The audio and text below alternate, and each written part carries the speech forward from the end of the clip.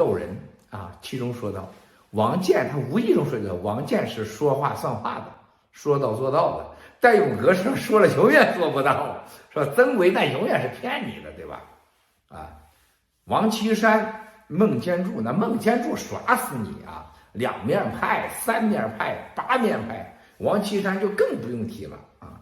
就这样的一个人啊，跟我通话说，这个让他很震惊。他说我们都是牺牲品啊，这是对的，增加。他说都是增加牺牲品，而且的是这个老法师这个词用的很恰当啊。他说我们就是拿来就是被当牺牲，但是牺牲品当中说话算话的真的是王建。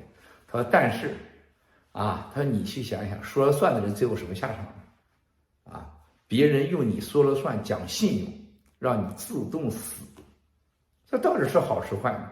这叫愚忠呢，还是愚蠢呢，还是无知呢？他说王建也是见过很少的人，关于佛教密宗修行那么高的人。